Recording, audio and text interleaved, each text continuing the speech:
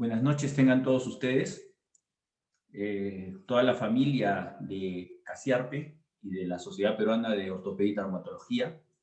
Esta noche damos inicio a las actividades académicas del capítulo de cirugía artroscópica del Perú en el año 2021. Seguimos con la pandemia, pero tratamos de no perder el entusiasmo de seguir compartiendo algunas experiencias, tanto con expositores nacionales como extranjeros, amigos todos de esta casa. Esta noche vamos a desarrollar el tema de actualización en el manejo de los desgarros meniscales. Tenemos 2 expositores nacionales y 2 extranjeros, de primer orden los 4. Quiero aprovechar, antes de darle el pase al moderador de esta noche, que es el doctor José Luis Guzmán, en hacer la invitación formal para el Congreso CASIARPE 2021, que se va a realizar en forma virtual, obviamente, por las condiciones que todavía mantenemos por la pandemia, los días 24 y 25 de junio. ¿Sí? Entonces, esperamos que todos puedan asistir. Y como en años anteriores, tenemos unos expositores de muy alto nivel y unos temas muy actualizados y muy interesantes. Bueno, sin más que comunicarles, le doy la palabra al doctor José Luis Guzmán. Luchín, adelante. Buenas noches. En primer lugar, darles la bienvenida al webinar del capítulo de cirugía artroscópica, que es actualización en el manejo de los desgarros meniscales. Contamos con 4 ponentes, 2 peruanos, el doctor Palacio y el doctor Hurtado, con el doctor Jaramillo, que nos acompaña desde Colombia, y con el doctor Negrín, que nos acompaña desde Chile. En primer término, vamos a tener con nosotros al doctor Palacios, que va a tratar el tema sutura versus meniscectomía. Doctor Palacios, por favor. Muchas gracias, buenas noches. Voy a proceder a compartir la pantalla.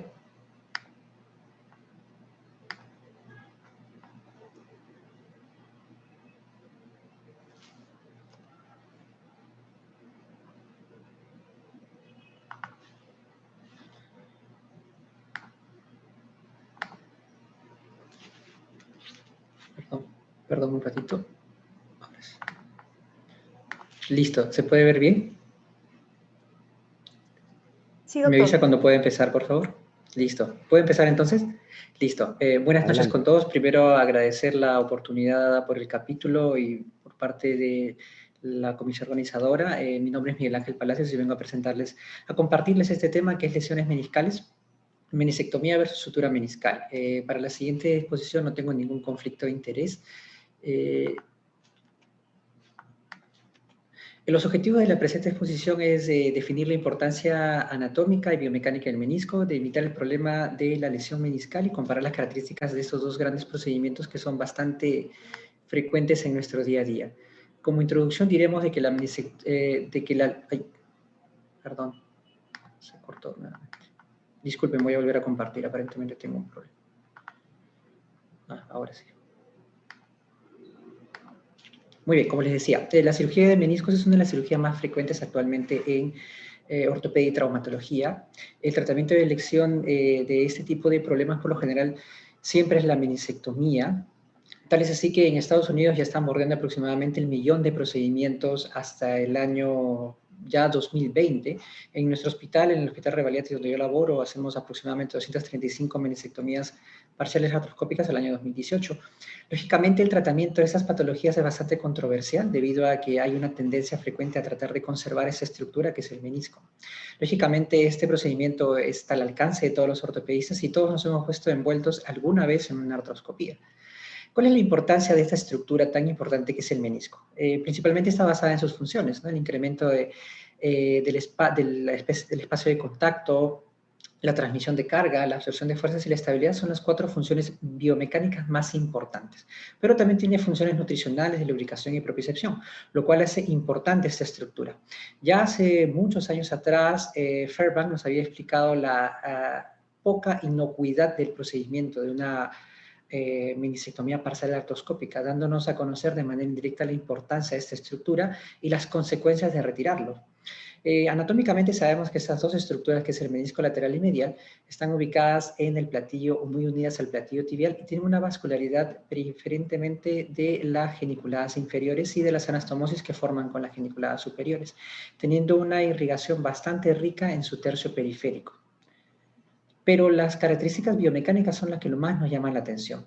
Recordemos que el menisco es una estructura fibrocartilaginosa que tiene fibras radiales en la parte más central y fibras longitudinales en la parte más periférica, dando a estas fibras longitudinales la característica del hub stress, que es la capacidad que tiene esta estructura de transmitir las fuerzas axiales y convertirlas en fuerzas horizontales, y de esta manera disminuir la carga que se da del fémur a la tibia.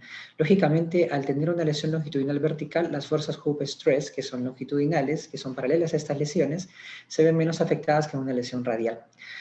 También el menisco presenta movilidad y esta movilidad le da esa característica de dar congruencia articular en todo el rango articular. Esto lógicamente aumenta el grado de conformidad de la rodilla y genera menos lesión en el cartílago. También tiene una función de estabilidad. Es más evidente cuando hay lesiones, sobre todo del ligamento cruzado anterior. Poniéndolo en simple, el menisco medial es más importante para la estabilidad anteroposterior y el menisco lateral en la estabilidad rotacional. Ahora, ¿cuál es el problema? El problema es que según esta cohorte danesa del año 2000 al 2011 ha aumentado la popularidad de estos procedimientos, sobre todo de las meniscectomías parciales artroscópicas, pero no necesariamente aumentando el beneficio de los pacientes de este procedimiento. Este incremento notable de esta patología y de estos procedimientos han hecho de que la osteoartrosis vaya en incremento debido al mal uso de este procedimiento. Estas lesiones meniscales en un gran porcentaje son asintomáticas y si se presentan con dolor, principalmente deben ser tomados en cuenta cuando hay síntomas y dolores de tipo mecánico. El mecanismo de lesión es muy similar a otras lesiones ligamentarias, torsión o mecanismo de no contacto, y el examen físico es basado en estas 3 características: el test de McMurray, el dolor en la interlínea y el test Ali. Con esas sensibilidades y especificidades, es muy recomendable hacerlos los 3 en un mismo acto para poder detectar satisfactoriamente la patología. Dentro de la evaluación de las lesiones meniscales hay que tener siempre una radiografía para poder definir si hay una artrosis de por medio. Cuando definimos de manera, pasando a lo siguiente, de punto de vista de resonancia, hay que saber que hay patrones de lesión en el menisco. Y una de las características importantes es las 3 lesiones que son susceptibles de ser reparadas, como las lesiones radiales, las lesiones longitudinales y las lesiones horizontales. Estas, cuando sufren una lesión mayor, se convierten en otros tipos de lesiones como las lesiones oblicuas, en asa de Bali y las lesiones en flap. Recordar que el cuerno posterior en personas adultas del menisco medial es la lesión más frecuente que se presenta en estas estructuras. ¿Las resonancias son importantes para definir el menisco? Para definir lesiones meniscales, sí, efectivamente. Son importantes en un 90 a 96%, pero no son del todo fidedignas. Pero ¿qué es lo que nos interesa a nosotros definir en cuanto a una lesión meniscal? Es definir si estas lesiones son estables o son inestables. Y es basada en estas 4 características expuestas ya en el año 2001 por Van der Berg. Principalmente esta lesión debe ser visible en 3 cortes coronales y 2 cortes sagitales como mínimo. Estas lesiones deben evidenciarse algún tipo de fragmento visible y deben ser identificables por lo menos 2 tipos de patrones, por ejemplo, horizontales y radiales combinadas, y deben tener líquido perimeniscal en la vista T2 por lo menos. Ahora, ¿cuánto es la sensibilidad o la capacidad diagnóstica de este examen, de que es la resonancia para detectar lesiones inestables? No llega a ser tan alta, entre el 82% aproximadamente de sensibilidad y especificidad y el 90-70% de valor predictivo positivo y negativo, es posible detectar estas lesiones inestables. Por eso es que hay que tener en consideración que no todas estas lesiones son de índole quirúrgica. Hay que detectar los síntomas y la estabilidad de la lesión para definirlo como quirúrgica. El resto de características que ustedes ven en pantalla como patrón, ubicación, tiempo de lesión y compromiso articular son importantes para definir cuándo esta lesión ya es quirúrgica. Es justamente el tema a colación. ¿Reparamos o sacamos el menisco o hacemos una meniscectomía? Ya en el 2011, Lubowitz había escrito una editorial en el Arthroscopy, haciendo una crítica muy aguda hacia los cirujanos que hacían artroscopías y hacían meniscectomías parciales artroscópicas, calificándolo hasta el punto de vista como criminales, debido a que alteraban a largo plazo la función de la rodilla y, lógicamente, alteraban su función. Las indicaciones ideales de una sutura meniscal, como ustedes pueden ver en pantalla, es una lesión longitudinal vertical no mayores a 1 centímetro, que estén ubicadas en zona roja, que no tengan mal alineamiento y que concomitantemente tengan una lesión del ligamento cruzado anterior. Esas serían las características ideales para reparar. Pero la reparación no solamente se basa en esos aspectos, sino hay que tener otros aspectos en cuenta para tener éxito. Lógicamente, hay que tener en cuenta que dentro de la planificación hay que más o menos ir con la idea de que posiblemente vamos a hacer una sutura. Esto es importante tener en cuenta de que la resonancia de por sí sola no permite predecir si vamos a suturar o no. Siempre hay que ir preparados para poder hacer una sutura en cualquier momento. Una de estas herramientas que nos permite predecir este tipo de planificación es este score, en donde usa aproximadamente la edad, la cronicidad, radiografías, el patrón de lesión y nos permite hallar un valor positivo o negativo bastante alto, siendo calificado como un excelente test. Por ejemplo, en este caso, un varón de 20 años con un trauma rotacional y una lesión longitudinal vertical sin artrosis, este test aproximadamente nos hace pensar de que este es un paciente bastante útil como para hacerle una reparación meniscal, teniendo un test de 3 aproximadamente. Y según esta clasificación nos permite ya ir planificando con la idea de hacer una sutura sí o sí. Pero no solamente depende de la planificación preoperatoria, sino también de la técnica. Recordar que la sutura, a comparación de la meniscectomía parcial artroscópica, es mucho más demandante, porque tiene en cuenta otros factores. Uno de ellos son los abordajes. En el caso particular, personalmente, mi preferencia es siempre hacer un abordaje superior para poder saltear las espinas tibiales y poder alcanzar bien la zona de menisco que yo deseo suturar, como ven en el video en su mano derecha. Si yo llego a hacer un abordaje correcto, voy a poder hacer una sutura correcta y por ende la parte técnica va a ser mucho más sencilla y más fácil. Lógicamente esto me va a llevar a tener resultados mucho más adecuados. Pero no solamente el abordaje es importante, sino también el espacio donde uno va a trabajar. Esta se podría decir cuestión técnica que lo hace un poco más complicada la sutura meniscal que la meniscectomía, es importante tenerla en cuenta. El pie crusting, que es una técnica que ya ha venido siendo usada en ese tipo de procedimientos, nos permite abrir el espacio articular, como ustedes pueden ver en la imagen de su derecha. Cuando nosotros hacemos estas incisiones pequeñas en el ligamento posterior oblicuo, permite abrir en extensión mucho más la articulación y poder trabajar con mucho más calma.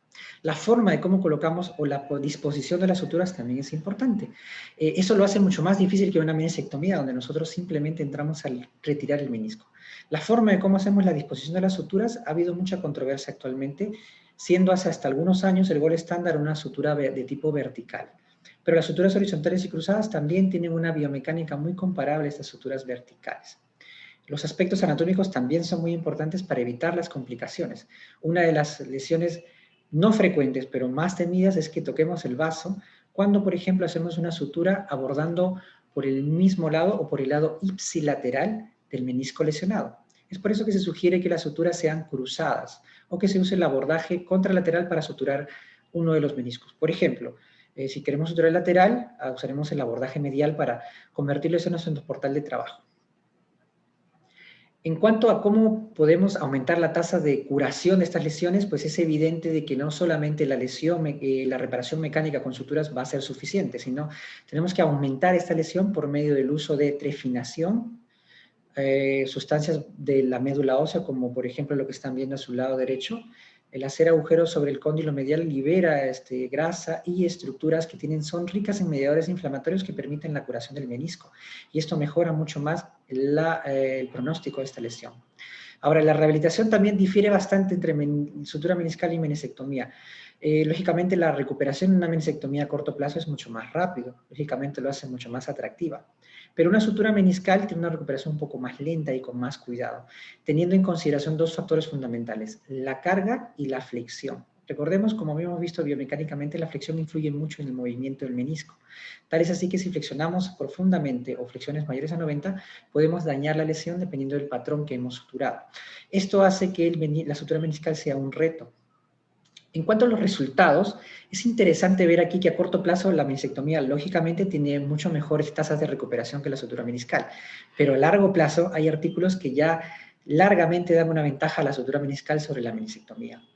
Es cierto que la sutura cuesta más, pero la efectividad o el análisis coste-efectivo de la sutura es muy superior a una meniscectomía parcial artroscópica. Este artículo es muy interesante y justamente va en relación al artículo al editorial de Lubowitz, donde mencionaba que estamos haciendo un crimen al retirar el menisco, pero este artículo, que es Paxton, nos daba a entender un parámetro un poco más sombrío de las reparaciones o suturas meniscales en comparación a la meniscectomía. Vemos, por ejemplo, que de 0 a 4 años la tasa de reoperación de estas meniscectomías llegan hasta el 16% en comparación a 1.4 de las meniscectomías parciales artroscópicas, teniendo mucha diferenciación cuando hablamos del menisco interno y del menisco externo. Entonces, cuando uno ve estas estadísticas, dice, pucha, hay una alta tasa de falla en estas reparaciones meniscales. Pero no es hasta al año pasado, el 2020, donde evidenciamos este análisis hecho en el Journal of Sports Medicine, donde hacen un análisis un poquito más exhaustivo, actual, de cómo las suturas meniscales influyen en las tasas de reoperación y de falla. Este análisis pareado, o match análisis, examina una población de meniscectomía y reparación meniscal pareada, sin diferencia significativa en cuanto a las características epidemiológicas, o sea, son muestras comparables. Y este análisis nos lleva a la conclusión de que la tasa de reoperación de una meniscectomía es inclusive mucho mayor que una reparación meniscal, sobre todo teniendo en cuenta las complicaciones a largo plazo que son los reemplazos articulares.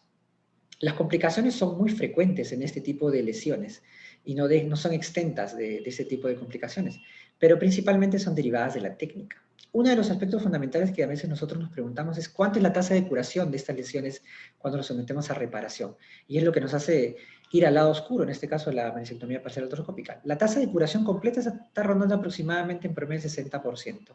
El 25% tiene una curación parcial que puede ser tratada de manera conservadora y posteriormente, a un buen tiempo, un éxito de la cirugía. Pero hay un 15% que a veces necesita algún tratamiento adicional o a veces un second look.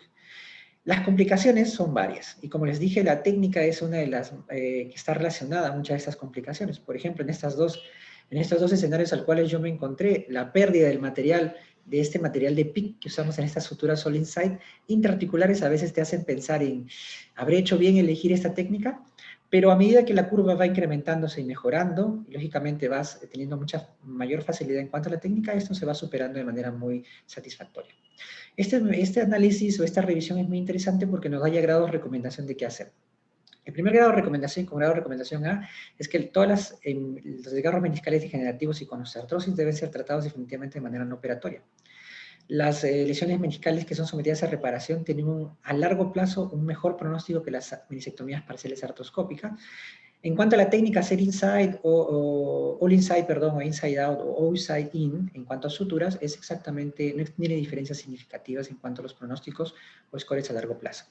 Y la aumentación biológica debe ser una de las características que se debe implementar siempre cuando hace uno una sutura meniscal.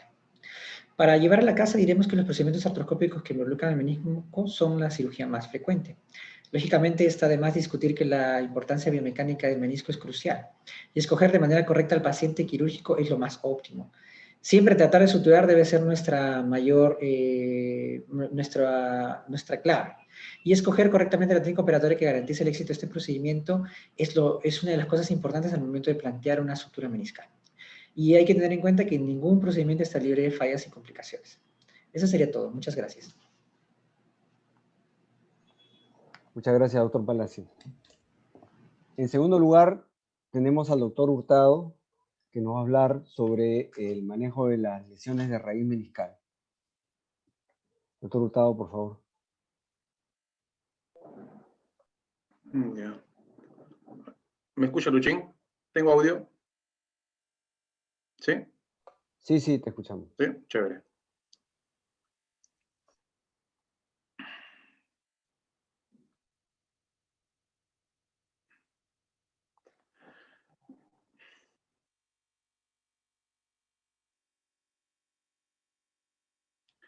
Buenas noches con todos. Primeramente agradecer la invitación del capítulo en esta oportunidad.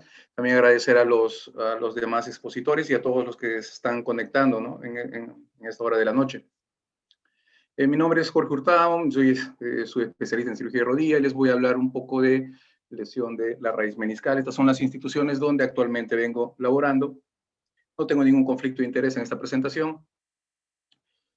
Como dato histórico, el primer caso de reporte se data en el año 91, en el Journal Arthroscopy. Pagnani reporta el primer caso documentado de un paciente con extrusión meniscal. Fue el primer caso documentado y se trataba nada más y nada menos que de una lesión de raíz meniscal.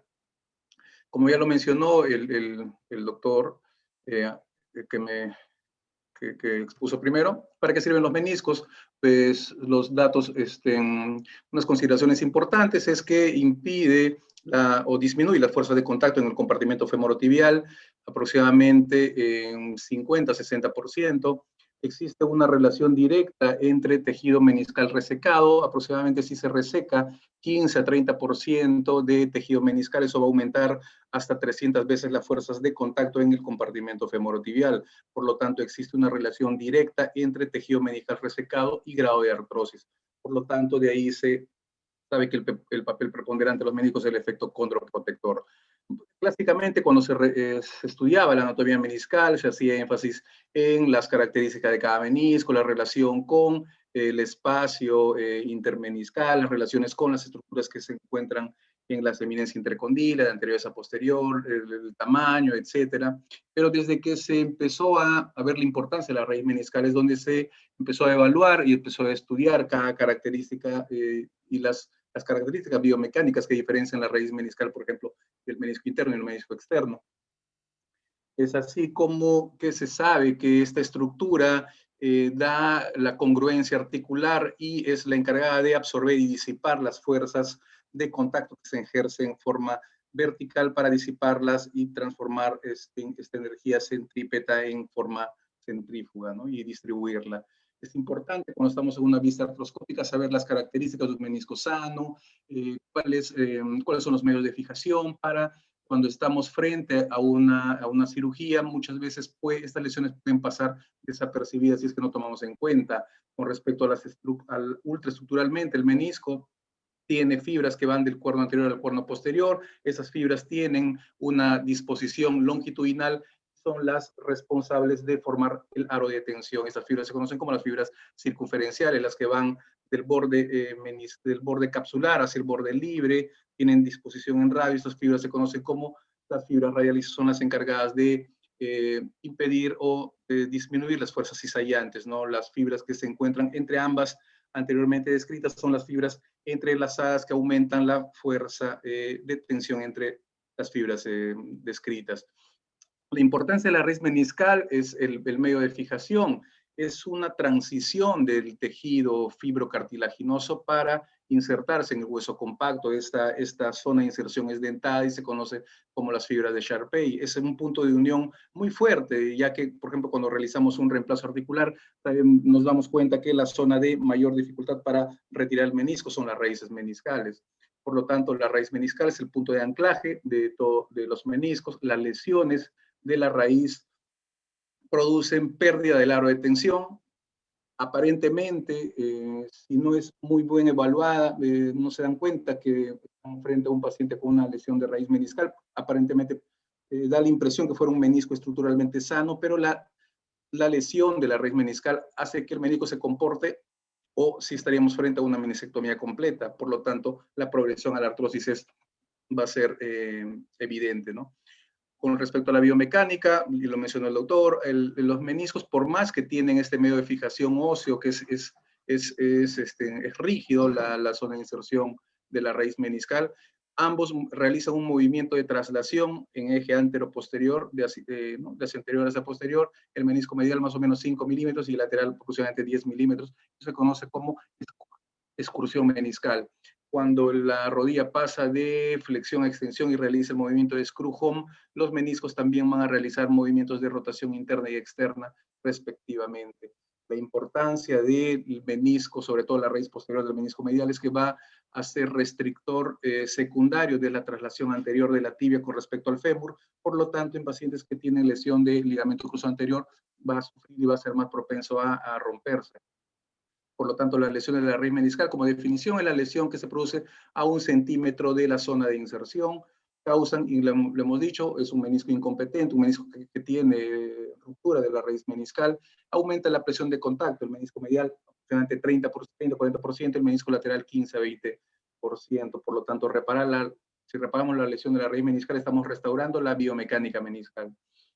¿Cuándo sospechamos de un paciente que tenga lesión de la raíz meniscal? Cuando presenta extrusión meniscal, como el caso reportado por Pagnani, ¿no? ¿Cuáles son las causas de extrusión meniscal? Una es la alteración del aro de tensión. Esto se puede dar por daño de las fibras de colágeno. Se puede ocasionar por lesiones radiales, generalmente completas o mayores del 50%, lesiones degenerativas, crónicas, con múltiples trazos de ruptura, y, lógicamente, las lesiones de raíz, ¿no? Criterios de extrusión meniscal: el desplazamiento mayor de 3 milímetros con respecto al margen femorotibial en una resonancia, ¿no? Pues la presentación clínica, el cuadro típico, son 2 grupos etarios claramente definidos, ¿no? El punto de corte es 40-50 años. En menores de 40 años, generalmente es trauma deportivo, deportes de contacto, el fútbol a la cabeza.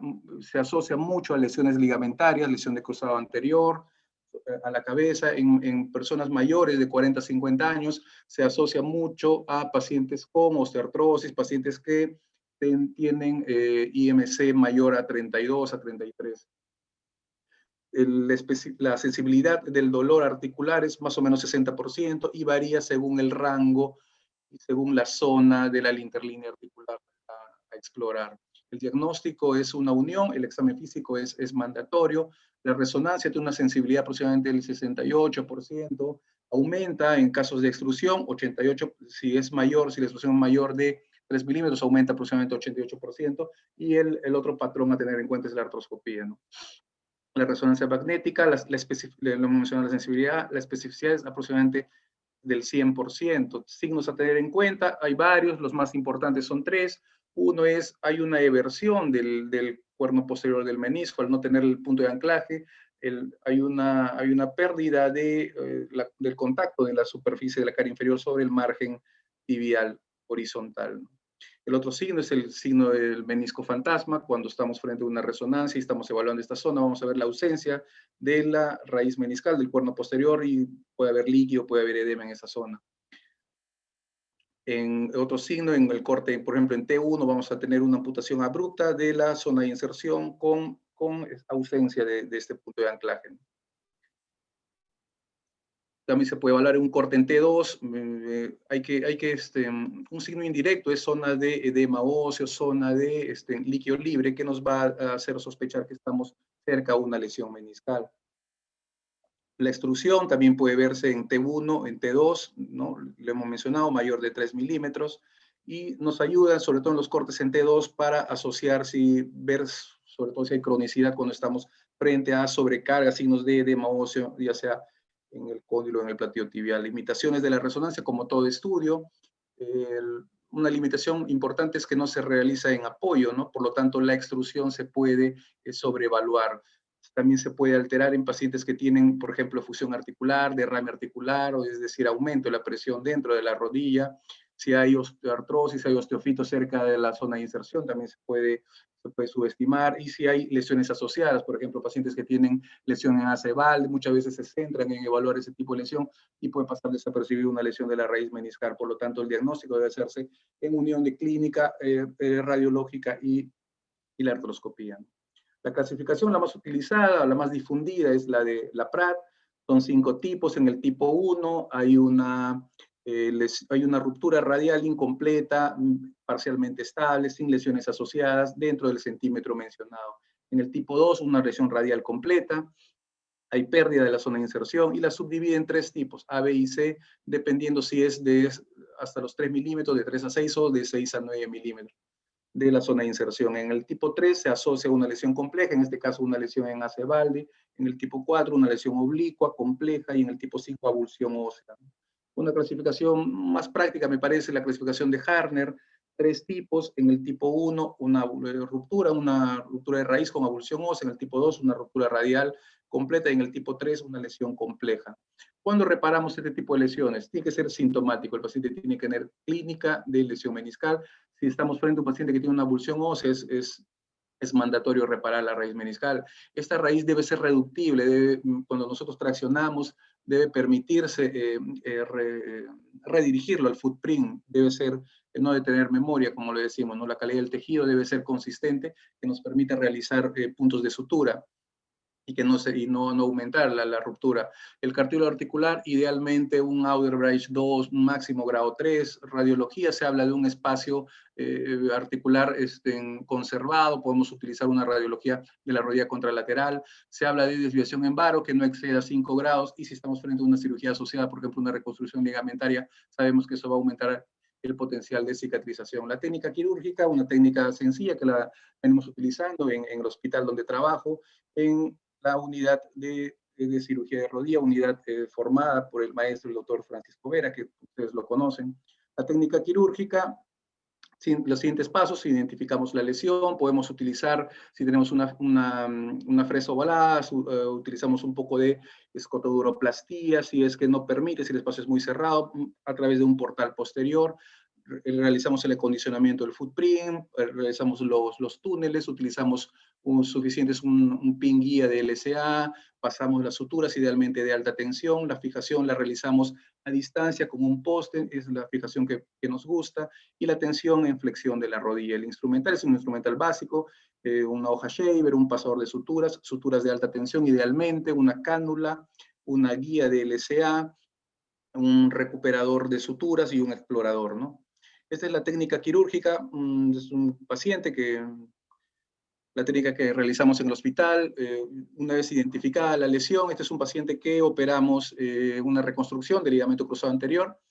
Como lo mencionamos, vemos si hay lesiones asociadas. En este caso encontramos una lesión crónica, un tipo flap, ¿no? Irreductible. Esta lesión no es tributaria de sutura, por lo tanto, dentro del procedimiento la vamos a remodelar, ¿no?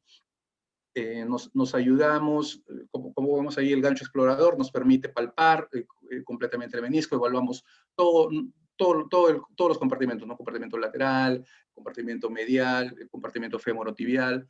En este caso, con la ayuda de una hoja shaver, realizamos debridamiento del muñón, en este caso del cuerno de la raíz meniscal, realizamos debridamiento del footprint con ayuda de un acupaz o un suturlazo, que es básicamente en el hospital, con lo que lo podemos resterilizar. Utilizamos para pasar este loop, el loop siempre lo dirigimos hacia posterior para tener más fácil acceso para recuperarlo. Con una pinza recuperadora capturamos el loop.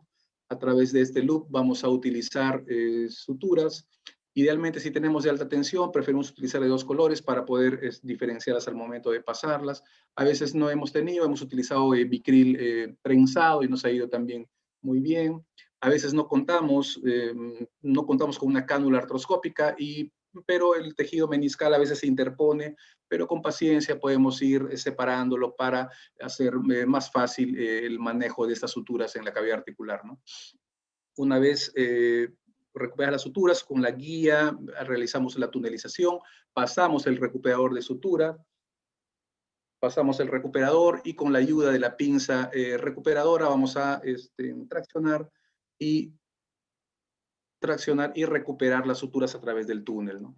Una vez que recuperamos las suturas a través del túnel, traccionamos las mismas y podemos observar cómo hay una fijación excelente de la raíz meniscal y por lo tanto estamos restituyendo el aro de tensión que hemos mencionado, ¿no? Entonces ya salimos contentos de la cirugía, ¿no? ¿Cómo lo fijamos? Hemos mencionado, si tenemos a la mano, puede ser un dispositivo de fijación cortical, un footprint, un push lock, o si no, basta un tornillo con una arandela. La fijación, la idea es realizar una fijación en poste. La resistencia, se habla mejor, la literatura refiere la mayor resistencia con doble cincha, ¿no?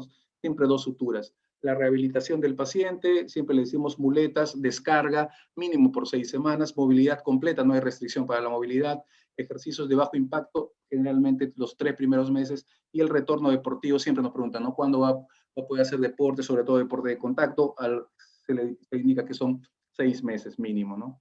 Como conclusión, es fundamental la raíz meniscal para la función del menisco.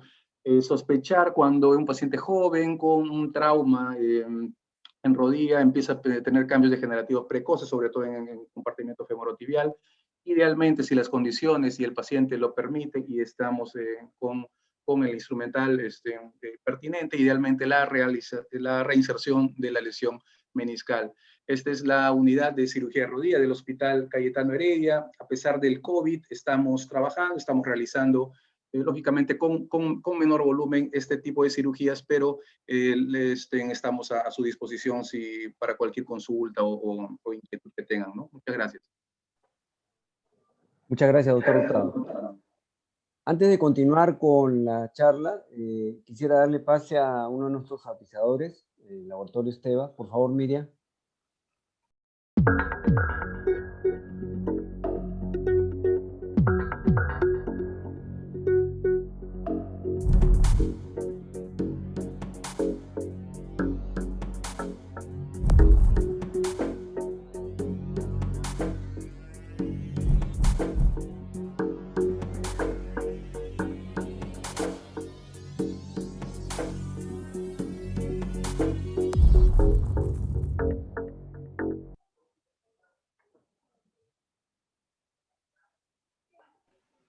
Bueno, buenas noches. Muchísimas gracias por la invitación, por tenerme en cuenta de nuevo.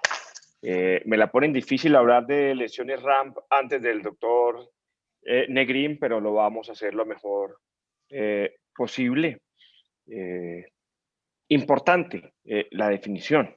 Sabemos que son lesiones completas, longitudinales del cuerno posterior del menisco medial y que se asocian a lesiones del ligamento cruzado anterior. Recordar que estas lesiones son longitudinales, completas y periféricas. En la anatomía, miren, simplemente hay que conocer unas estructuras muy básicas. El cuerno posterior del menisco medial. Este cuerno posterior tiene una inserción meniscocapsular que ahí la pinté en rojo, una inserción meniscotibial y entre ellas está la cápsula. Si reconocemos el menisco medial y estas tres estructuras, vamos a entender la clasificación de la rampa muy fácil, el manejo y su valoración de la resonancia magnética. Están clasificadas por el doctor Taunat, que lo hizo en el 2016. Las tipo 1 son solamente las lesiones de las meniscocapsulares. Las tipo 2 son las lesiones parciales superiores. Deben de recordar que la tipo 1 y la tipo 2 se consideran estables y estas lesiones generalmente solamente requieren un desbridamiento, generalmente no requieren suturas. Las tipo 3 son las más difíciles de ver, porque son las lesiones del menisco tibial, son las tipo 3, son inestables.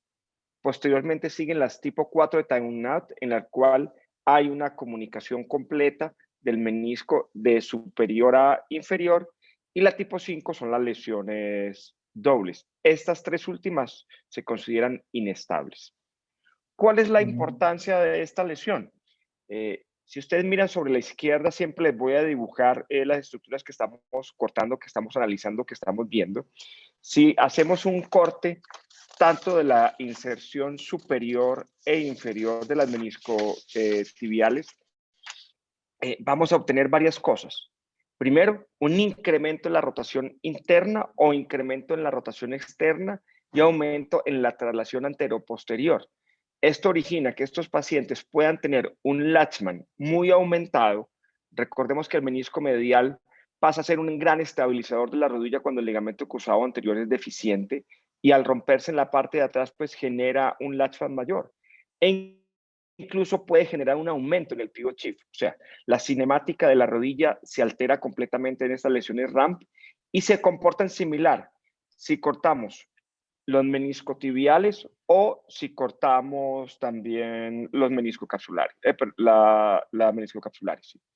En cuanto a la incidencia, es supremamente importante porque en todo lado nos están bombardeando de las raíces, pero la incidencia de las lesiones ramp es muchísimo mayor que las raíces y debemos de considerar esto siempre.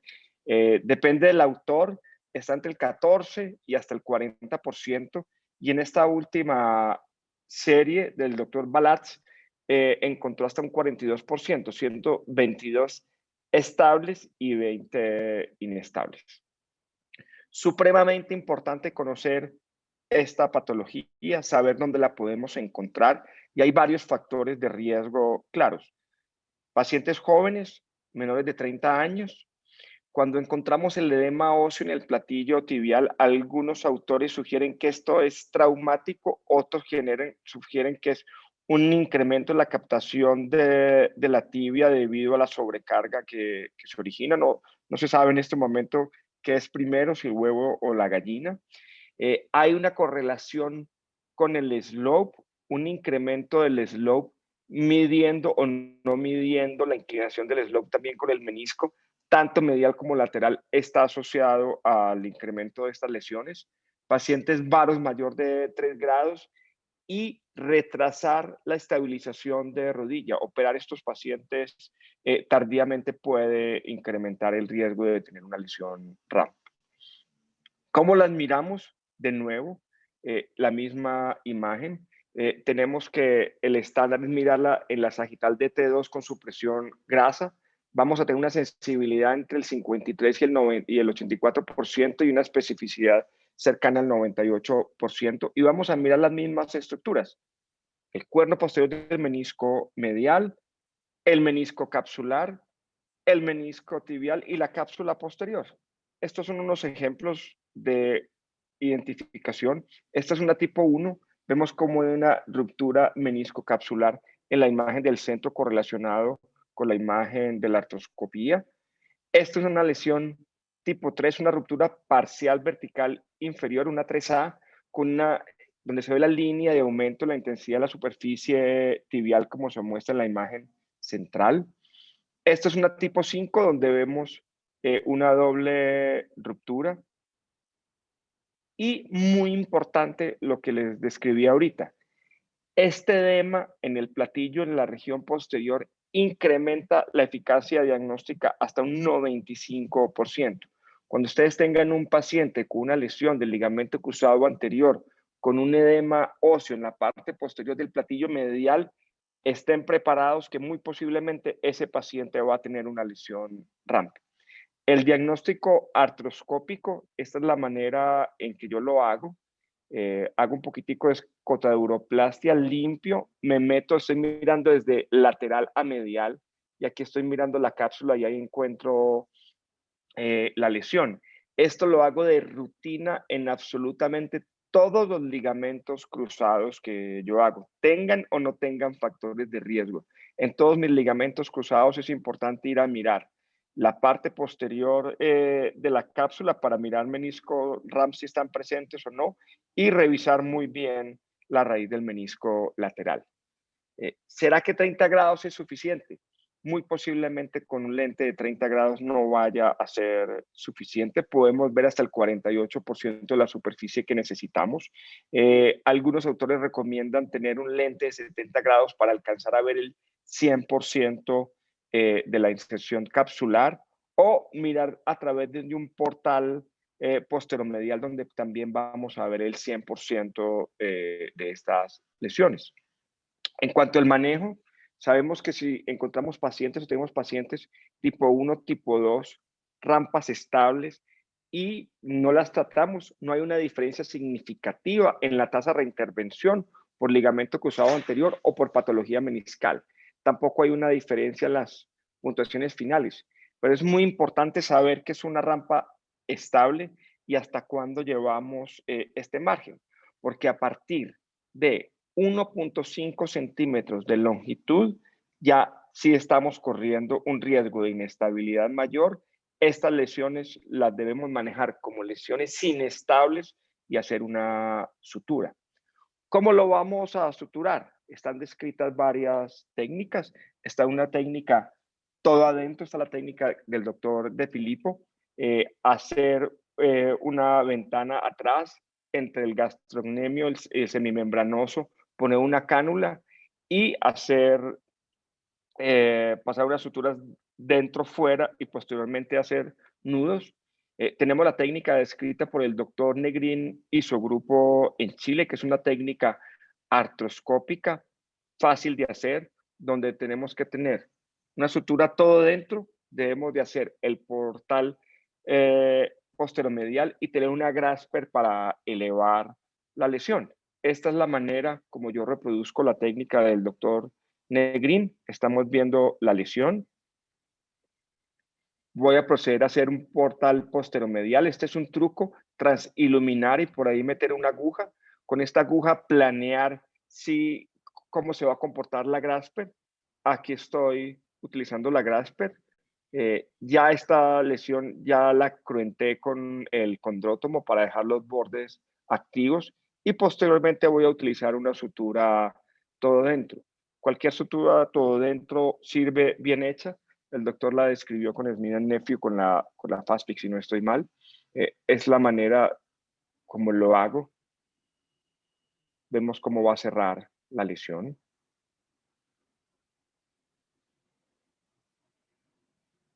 Y casi el 80-90% de las rampas se pueden cerrar con esta técnica. A veces se encuentra unas lesiones mucho más complejas. Esa es una tipo 4.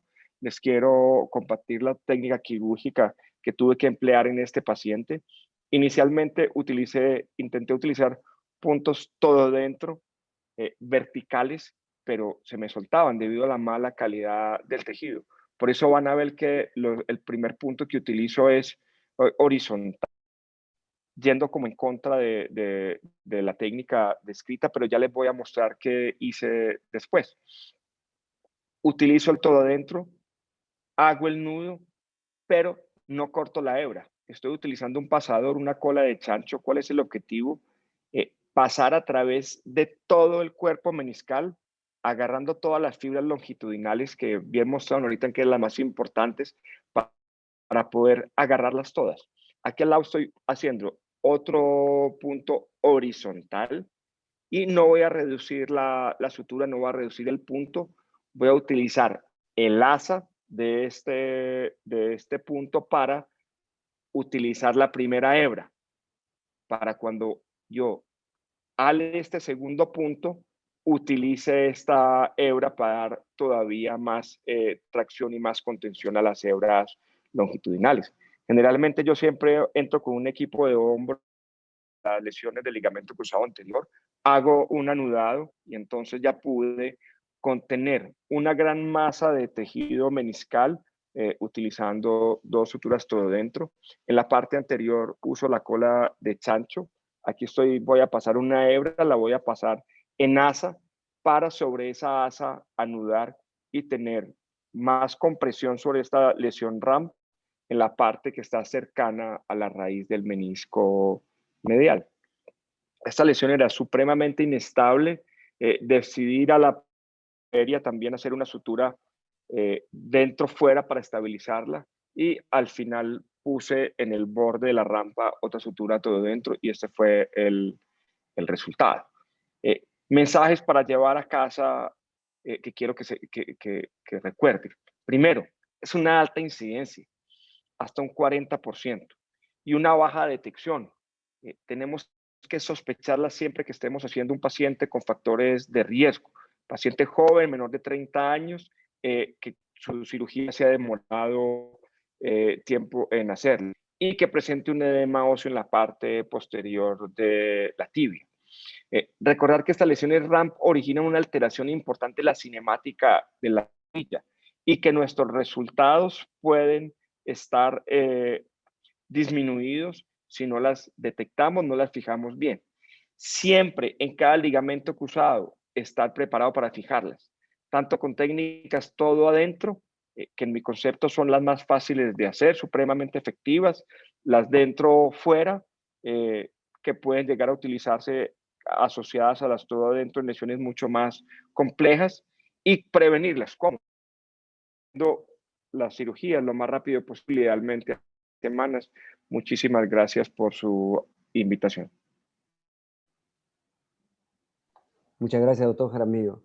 Antes de continuar, tenemos a otro auspiciador, que es la Casa Bortron. Miriam, por favor.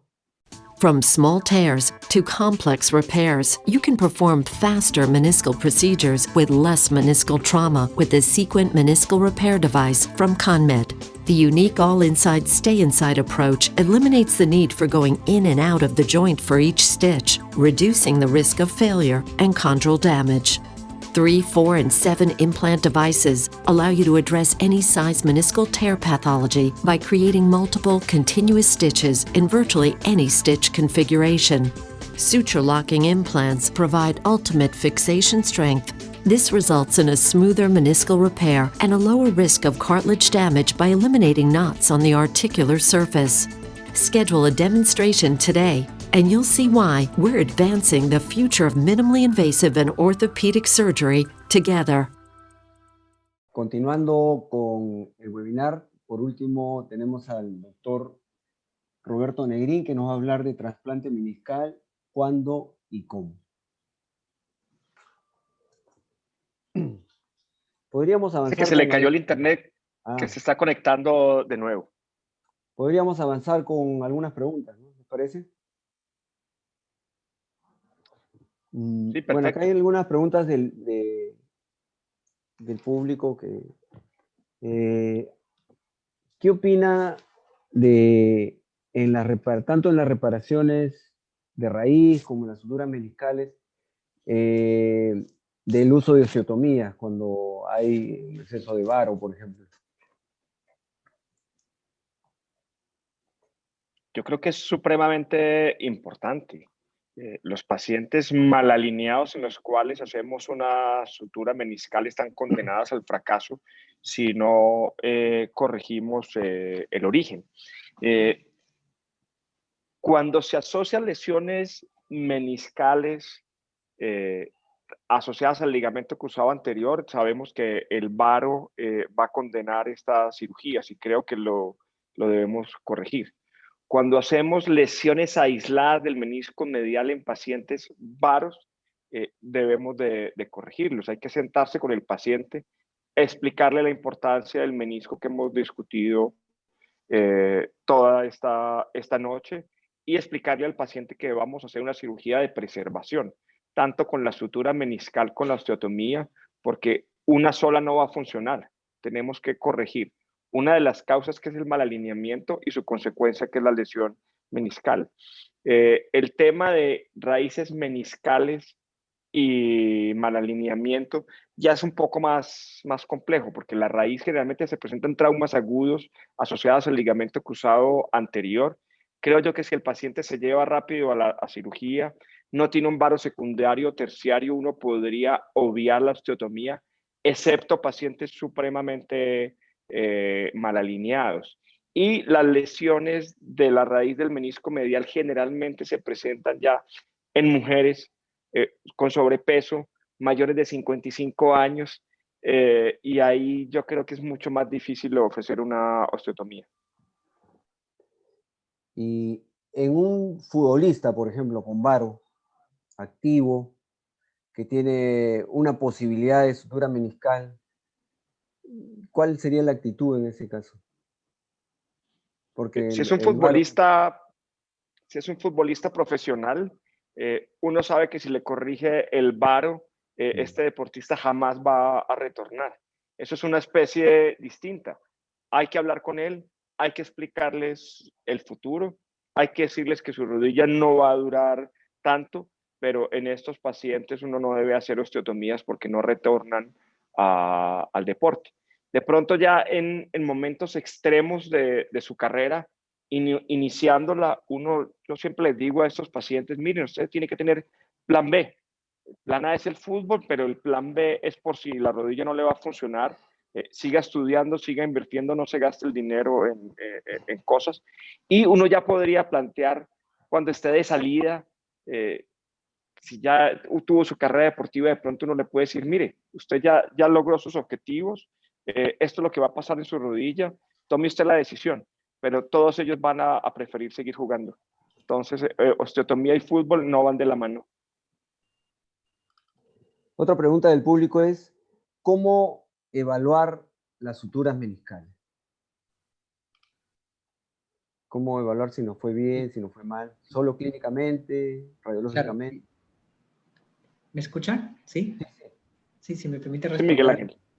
antes de los colegas. Sí, una de las maneras que usualmente valoramos las lesiones o las suturas meniscales es de acuerdo a la evolución clínica. Definitivamente la clínica y la recuperación que se ha dado ante la rehabilitación son nuestros parámetros para definir si una sutura fue exitosa o no.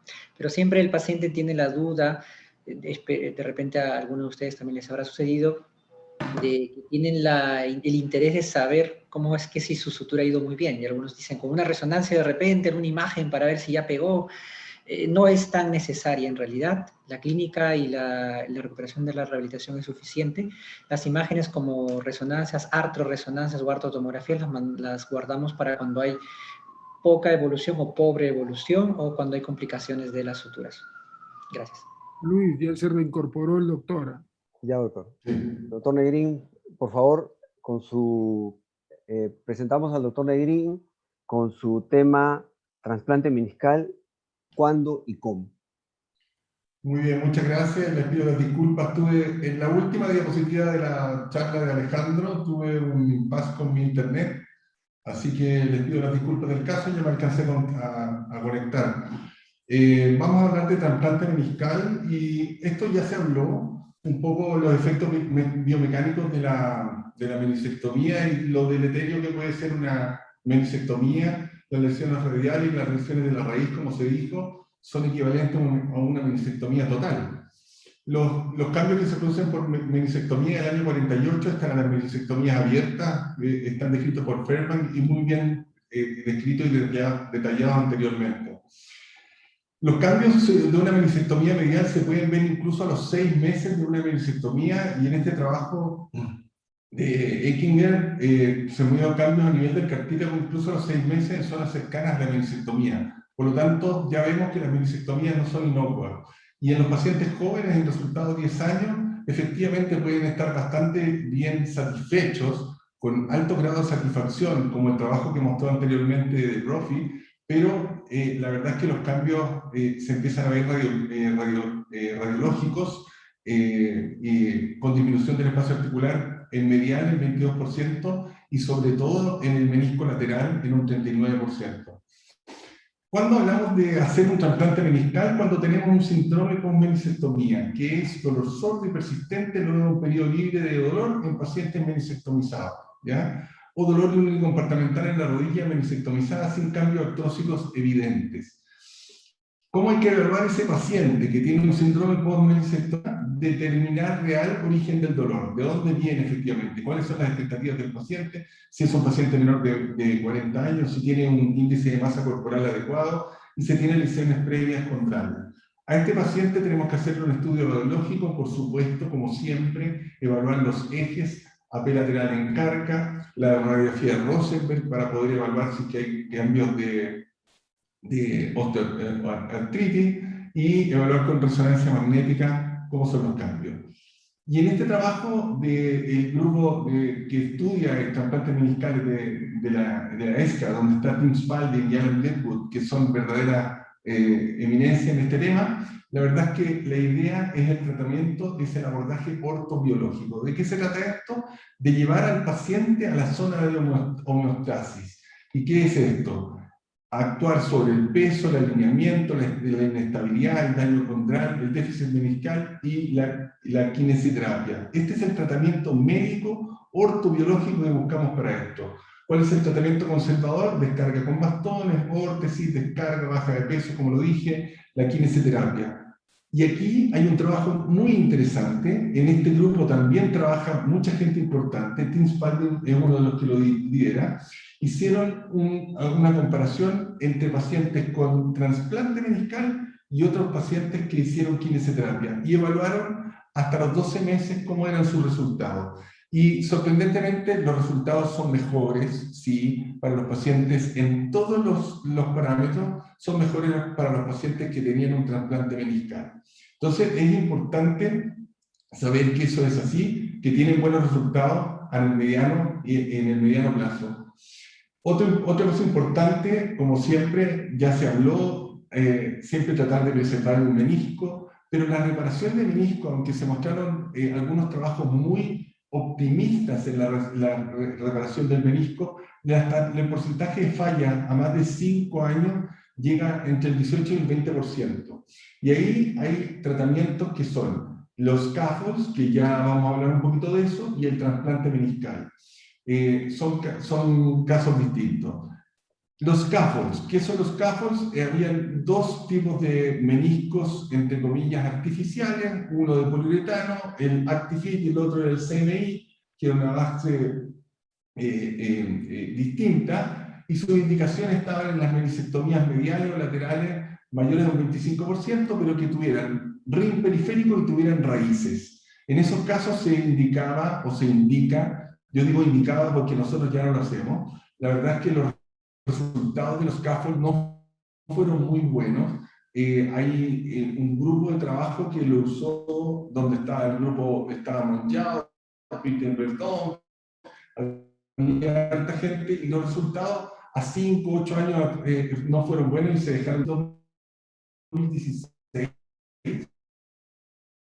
Tenemos que haber puesto en la clínica alrededor de unos 15 de estos meniscos Actifit, y que este es un caso, acá estamos haciendo la preparación del resto meniscal en un paciente que tiene una lesión de cartílago también importante. Este paciente recibió también una membrana con células madres para hacer el tratamiento del cartílago, con un tratamiento completo, y ahí se ve la sutura del scaffold, este scaffold de poliuretano, que era el Actifit, y que en este caso funcionaba de esta manera. Hablemos ahora del trasplante meniscal. Acá tenemos otros autores que son realmente para seguir, Brian Cole, de mucha experiencia en trasplantes meniscales, sobre todo en Estados Unidos, y las indicaciones son pacientes, ellos indican en menores de 50 años, nosotros lo tenemos limitado a menores de 35 años, que tengan deficiencia meniscal, y que haya que corregir comorbilidades como lesiones ligamentosas, lesiones de mal alineamiento o alguna otra tipo de lesión que contraindique el trasplante. ¿Cuáles son las contraindicaciones? Pacientes asintomáticos. Si el paciente no tiene síntomas, no tiene un síndrome post-menisectomía, no existen los trasplantes meniscales profilácticos. Lo otro, que pacientes con artrosis, como el que mostré yo del Actifit, en realidad esa fue una indicación extendida. Y otra contraindicación es que tenga inestabilidad, mal alineamiento, lesiones condrales irreparables o enfermedades que sean inflamatorias. Ahora, ¿cómo tenemos que reparar este menisco? También hay dos escuelas. Una escuela es la escuela americana, que usa la fijación con tacos óseos, y la otra es solo partes blandas, que es la escuela europea, y se ha visto que las fallas son exactamente las mismas, los resultados son los mismos con los dos tipos de técnica.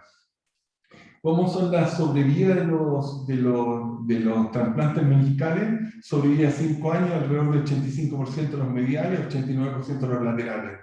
Y sí, no hay una diferencia exacta en sobrevida de los meniscos mediales o laterales, pero sí los scores de evaluación funcional son mejores en los meniscos laterales. Esto es una revisión sistemática, en realidad, así que ¿para qué nos sirve un trasplante meniscal? ¿Nos sirve realmente para proteger el cartílago o nos sirve para mejorar los síntomas? Ya vimos que mejorábamos los síntomas porque mejoran los scores, pero veamos si nos sirve para ver, tiene un efecto condroprotector, y la verdad es que no se ha podido demostrar que existe un efecto condroprotector, a pesar de que todos pensamos que así es, efectivamente del trasplante meniscal. ¿Qué pasa cuando está asociado a mal alineamiento? Obviamente, mal alineamiento y síndrome con menisectomía tienen que hacerse los procedimientos, ojalá de manera simultánea, porque si no se corrige el mal alineamiento, los resultados no van a funcionar, ¿ya? La sobrevida de osteotomía y trasplante meniscal, la verdad es que no hay diferencia entre los grupos, pero hay mayor sobrevida del trasplante meniscal cuando se asocia a una osteotomía. ¿Ya? En rodillas varas, sobre todo, hay que asociarlo. ¿Qué pasa cuando la inestabilidad está asociada al déficit meniscal? Lo mismo, siempre hay que hacer un trasplante meniscal sobre una rodilla que esté estable, y se pueden combinar los procedimientos trasplante meniscal, ligamento, reconstrucción del ligamento cruzado anterior, y si tiene mal alineamiento, también hacerlo con una osteotomía en simultáneo. ¿Cuáles son los consensos? De que existen beneficios contradictorios sobre el uso del trasplante meniscal en asintomáticos. La verdad es que no está indicado, no está claro el verdadero rol condroprotector. Hay unas tasas de recuperación que son importantes. En pacientes con lesiones de artrosis KL mayor de 3 se recomienda proceder con cautela. La verdad es que no es el tratamiento para la artrosis. Repito, la indicación es para el síndrome de post-meniscectomía, que es el dolor. 93% considera que el realineamiento ante la alteración de eje hay que hacerlo, usar un método cuantitativo para determinar el tamaño del trasplante meniscal. No se ha determinado su superioridad entre las técnicas, si la técnica solo de partes blandas o con tarugos óseos. Algunas cosas interesantes para el futuro, hay que ver si es que esto funciona. El NeoSurface es un implante autocentrado, no adherido, que en realidad es como un spacer, un espaciador en la zona del menisco medial, y todavía no cierra opciones a futuros tratamientos, pero esto todavía está realmente en veremos.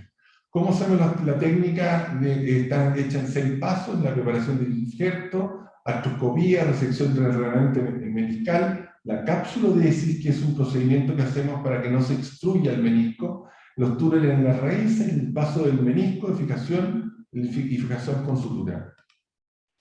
Este es un caso mío. Este es un chico que yo operé de un menisco discoideo hace 5 años atrás, cuando era niño, ahora tiene 19 años. En esa oportunidad le suturé el menisco discoideo, suturé una parte del menisco discoideo, pero al año siguiente esa sutura falló y le hice una meniscectomía subtotal. Durante este tiempo lo estuve controlando, y a los 18 años empezó a hacer más actividad física, tenía un poquito de valgo, y por lo tanto con esta resonancia magnética y con esta indicación de dolor, mal alineamiento y pérdida en el fondo de menisco, indicamos un trasplante meniscal a los 19 años. Nosotros estamos derivando a la técnica de solo partes blandas, como lo hacen los europeos. Aquí ponemos las suturas, que son suturas de alta resistencia en los extremos. Ponemos una sutura que es una sutura guía, que es la que nos guía hacia el cuerno posterior y nos ayuda a poner el injerto dentro de la articulación. Acá pueden ver este caso. Esta es la condición del menisco, 19 años, y ya tenía daño condral, estaba empezando a hacer daño condral. Este paciente lo hicimos de manera simultánea, con una osteotomía balizante del fémur, que lo hicimos con una osteotomía de resección, lo hicimos por medial, y este es el resultado de su trasplante meniscal. Vamos a ver la próxima. Acá tenemos la cicatriz que él tiene, cómo cambia el eje que tenía valgo, ahora tiene un eje neutro, ¿ya? Lo vemos ahí, y lo vemos cómo está en su función. Él tiene alrededor de 8 meses de operado, está en muy buenas condiciones. Nosotros tratamos los trasplantes meniscales exactamente igual que una sutura meniscal, los protegemos durante los primeros 6 semanas en cuanto a los rangos de movilidad, los protegemos durante los primeros 6 meses de no hacer actividades con impacto, y luego del 6º mes le damos la autorización para hacer todo tipo de actividades. Y este es el resultado final del menisco. La verdad es que quedamos muy conformes, quedó con un menisco bastante estable, tomado por toda la sutura, y además en unas condiciones que calzaba exactamente con el tamaño del platillo, que es algo muy importante.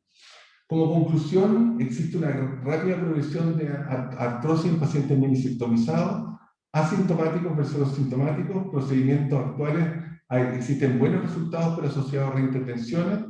El rol de condroprotector del trasplante meniscal todavía es discutible, y hay que hacer una evaluación completa del paciente. Primero, alineamiento; segundo, la estabilidad; tercero, el nivel de actividad, cuáles son las expectativas, y considerar todos esos factores para ofrecer el mejor tratamiento. Muchísimas gracias. Muchas gracias, doctor Negrín. Bueno, continuamos con algunas preguntas que nos han pasado. ¿Qué actitud tienen ante una ruptura radial del menisco externo a nivel del hiato del popliteo, sabiendo que esa zona es poco vascularizada, ¿no? Mira, voy a contestar esa pregunta. La verdad es que falta información para contestarla. Primero, la edad del paciente. Segundo, la actividad. Tercero, las expectativas. Es muy importante para nosotros. Entramos a un pabellón con un paciente joven y siempre tratamos de suturar ese menisco y de salvarlo. Una lesión radial del menisco lateral, probablemente en esa zona no sea tan difícil de reparar.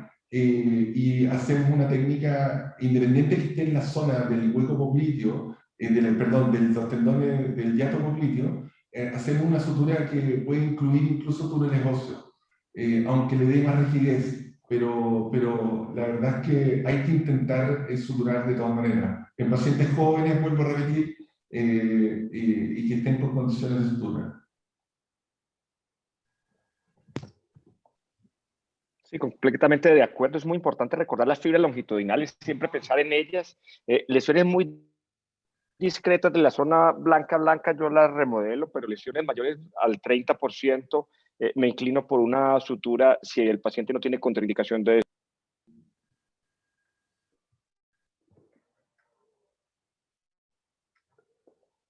Acá hay otra pregunta sobre las rupturas horizontales. Bueno, solo han mandado así las preguntas, no han puesto pacientes, sino puesto así, digamos que el paciente ideal. Las suturas horizontales de menisco, ¿cuándo la suturan o si la parte inferior la hacen meniscectomía de la parte que va hacia la porción tibial, ¿no?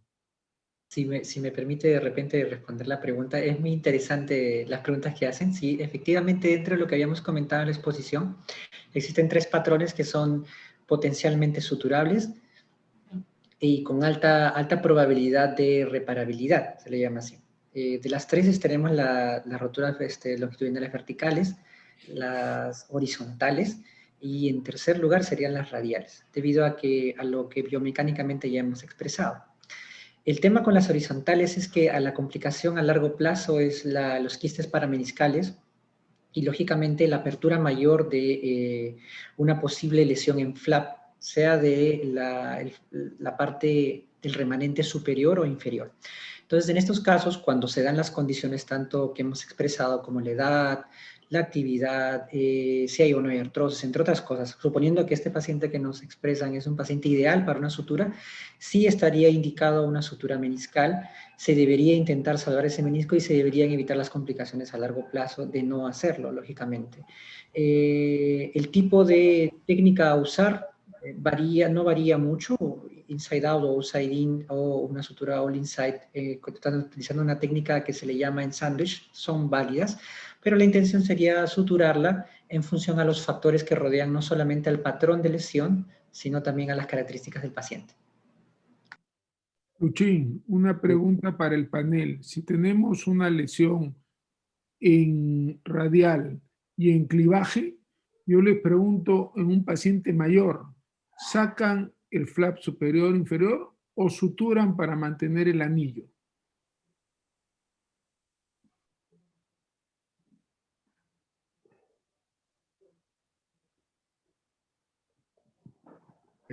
¿Qué es un paciente mayor, doctor? ¿Qué edad, doctor Rolando?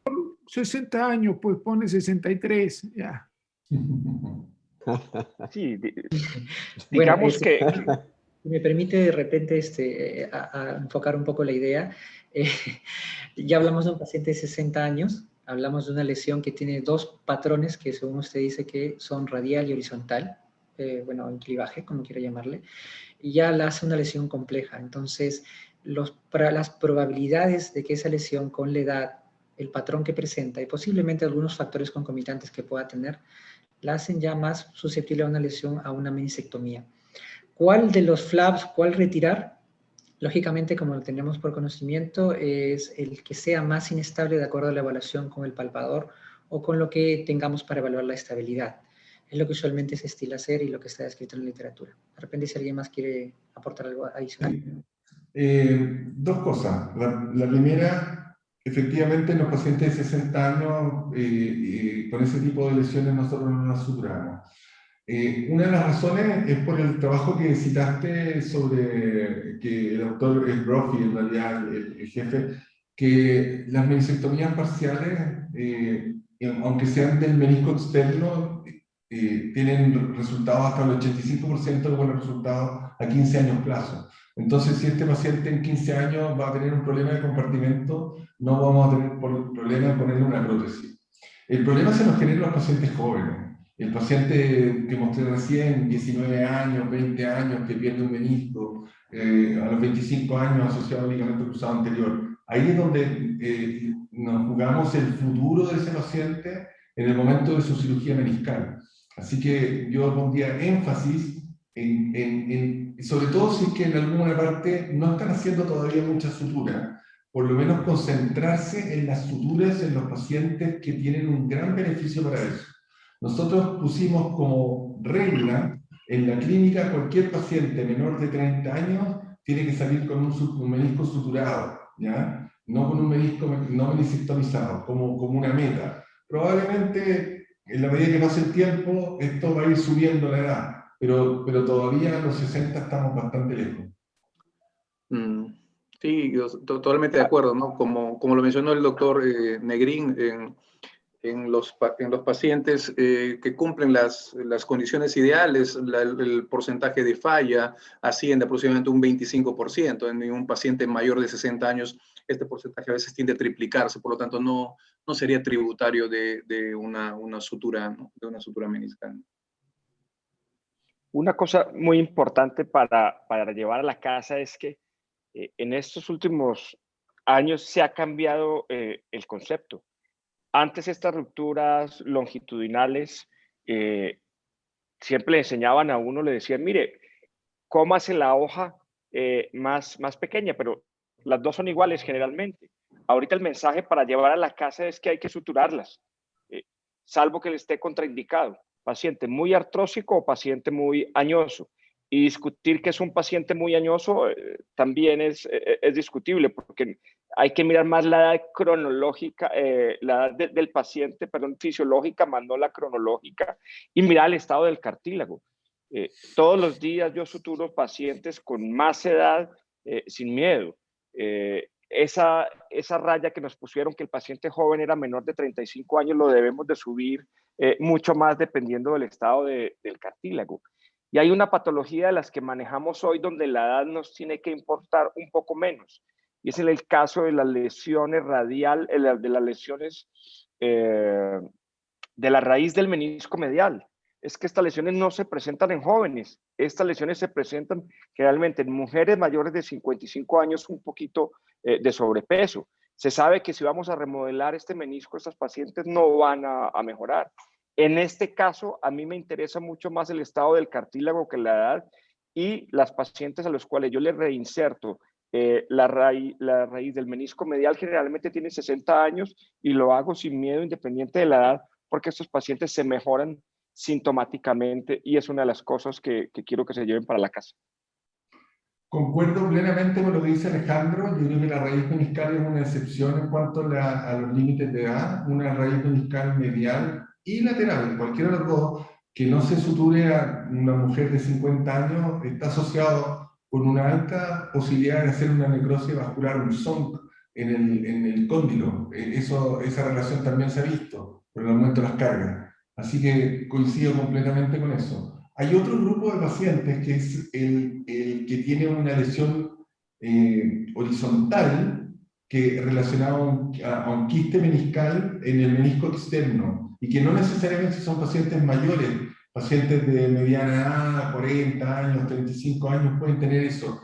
Ahí hay, como se dijo, se puede suturar e incluso se puede hacer una sutura que es mixta, se puede hacer una parte artroscópica y otra parte en relación al quiste, y hacer puntos de cierre incluso en la zona periférica del menisco. Esa técnica está descrita por Nicolás Puyol y el doctor Bofils hace más o menos 10 años, y ellos tienen trabajos publicados con este tipo de lesiones suturadas con muy buenos resultados. Así que también los insto a que revisen esa técnica.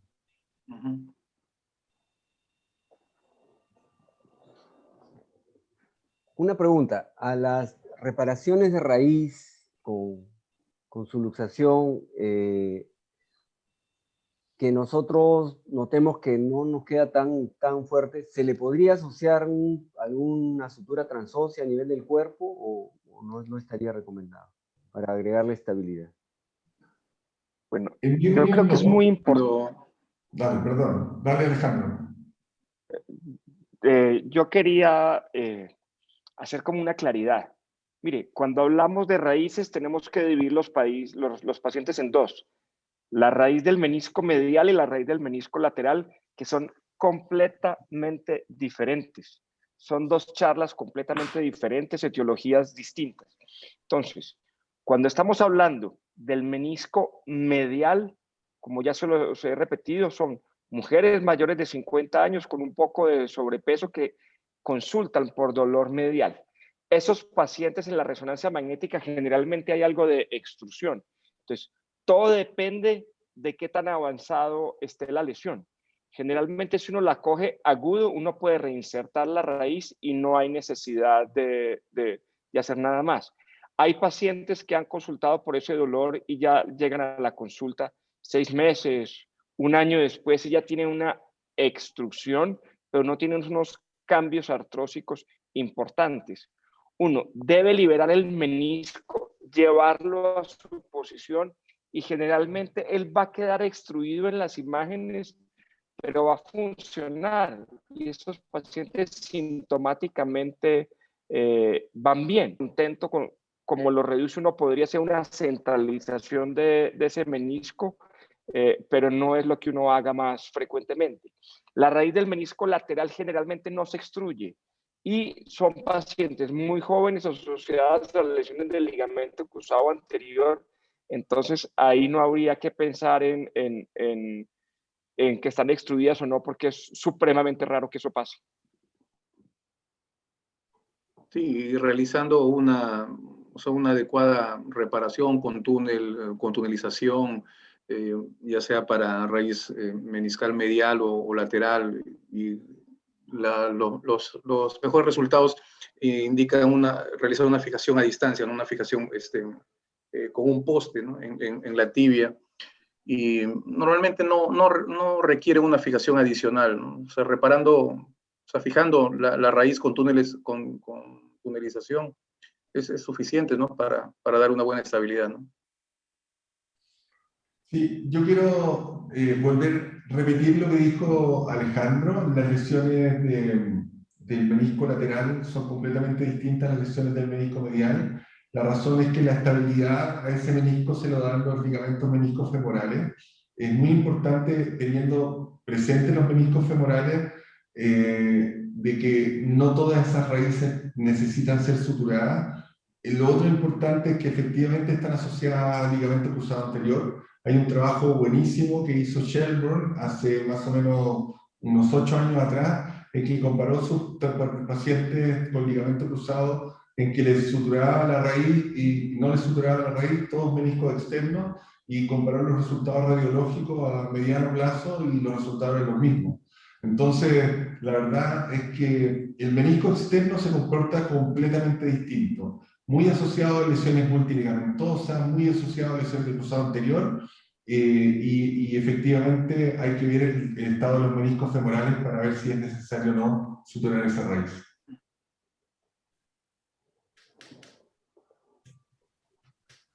Doctor Negri, yo tengo una pregunta para usted. Pero por favor, trátame de tú, no me traten de usted. La técnica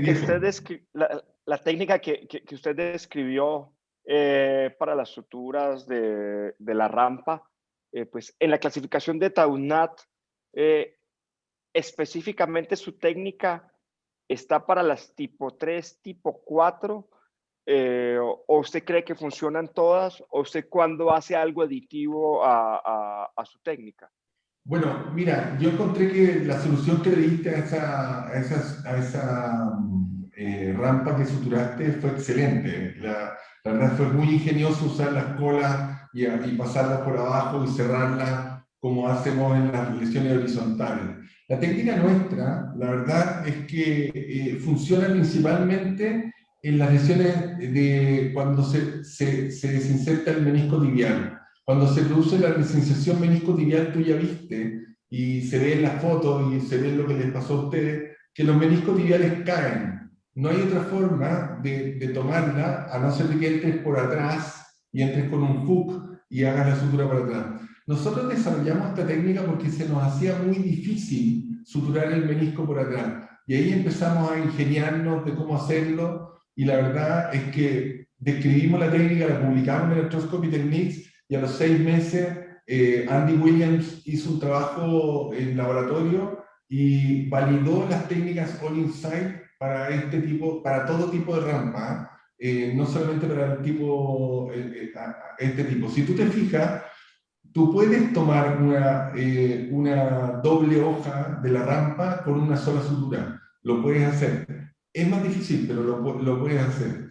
La verdad es que creo que la técnica que nosotros describimos es una técnica bastante simple, ¿ya? Y en la simpleza está el éxito. Muchas gracias. Doctores, muchas gracias por su participación. Ha sido un muy bonito webinar. Esperamos contar siempre con su presencia. Muy agradecidos a todos ustedes. Hasta la próxima. Muchas gracias. Gracias. Muchas gracias por la invitación. Gracias por la invitación. Gracias a ustedes por la participación. Gracias a ustedes. A los 4 expositores, realmente han sido 4 conferencias de muy alto nivel. Felicito a Jorge, a Miguelito, a Alejandro y al doctor Roberto Negrín por su muy buen nivel que han tenido al desarrollar sus charlas. Muchas gracias a nombre del capítulo de cirugía traumática del Perú. Gracias. Hasta luego. Hasta luego, hasta luego. Hasta luego.